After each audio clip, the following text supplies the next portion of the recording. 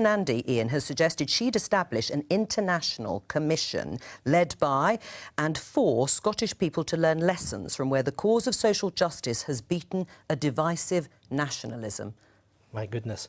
Well, you know, I think one of the things out of all of this is leadership is so important, and I think there has been that failure of leadership. And I have some sympathy with Gloria in terms of actually understanding what Brexit was all about in England and trying to give some leadership to that and understanding the reasons why people did what they did. But, you know, when it comes to issues like social justice, Joe, I have to say to you, I mean, I'm pleased that we have got some control in Scotland over social security for the first time. And we've been applauded by the United Nations for the interventions that we've taken to try and take people out of poverty. The whole point about wanting more powers for Scotland, the whole point about wanting independence for Scotland is about changing people's lives. And actually, when you look at a lot of the things that we've done in government, we've been in government for 12 years, let's not forget. Right, but she's talking about divisive nationalism. She's saying your cause is divisive. I mean, I have to say, I've got respect for Lisa, and I'm surprised she said that because there's absolutely no evidence that backs that up. If you look at, we've been in government for 12 years. We're winning every election out the park in Scotland now.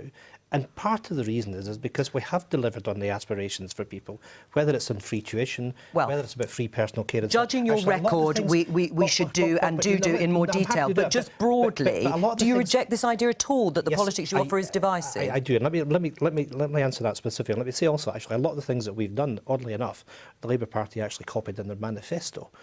In 2019, so we're delivering on these social justice issues. And the whole point I would make to you is that our nationalism is a civic nationalism, and actually an awful lot of the people. I had a journalist from The Economist that was up with me campaigning in the election, and he was gobsmacked that more than half the people that were out campaigning with me were actually English. All right. It's all good and well to say that you're delivering. They see their home in a place that actually has social democratic. Let Kate answer this idea. Civic, not divisive. It's all good and well to talk about social justice as if that's enough. But if you look at the track record of education in Scotland and the fact that those scores have been declining for Scottish students, if you look at the water contamination scandal in the Glaswegian Hospital, you know, even if you look at the Scottish Policing Authority and the change of leadership there over and over again, I think the issue of independence, I wouldn't necessarily call it divisive, to be honest. I think possibly after the Brexit negotiation with the EU, when Scottish voters really know what they're getting if they stay in the UK, and they would know what they were getting if they were to vote for independence, I actually think you do have the strongest case you've had in a while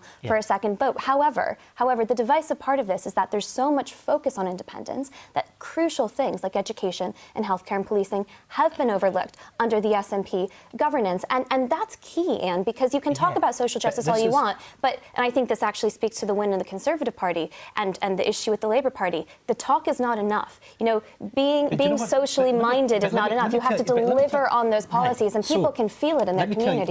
Let me tell you about the reality of that, because there is this narrative. I accept that. People say that we're not delivering health, education issues in place and all the rest of it. And well, the statistics back it up. You haven't hit your record targets that you set. Okay, so, but if you look at... It's been getting worse. Forget targets. It's been going downhill. Let's look at health. In 7 of the 8 criteria, we've made progress over the course of the last year. But fundamentally, and this is the key point, when I went around my constituency and I went around other parts of the country, and you ask people what their experience of Scottish health and Scottish education is, it is almost universally positive. When I talk to people... But if you're going backwards, how do you justify that? We haven't gone backwards, because in most of the areas in health we've actually made progress. And I am not suggesting... Do you think it's good enough? I'm not suggesting that everything is perfect, of course not. There are challenges for health services. Why is the SNP the spent the past few years so focused on independence then, when after the referendum, which it lost, you could have hunkered down on domestic policy to just be reconsidering independence now? We are ambitious. That has been the number one issue. Look, on police, because the integration of police forces in Scotland, one of the reasons it was done is so we could invest in the front line. So we had 1,000 more police officers in Scotland when police numbers in England were being cut. So let's be fair about the outcomes of these things, and I'll happily debate at length our record. Of course, there's areas we'll hold you to that, and we'll talk about your record. More young people go into university, best records, best for hires for people from disadvantaged backgrounds. And people would disagree with that education record, and we have gone through the figures. We don't have time today. The voters had their say, and they actually quite like what the SNP and government are doing. That's reality. Let's turn to politics in the US.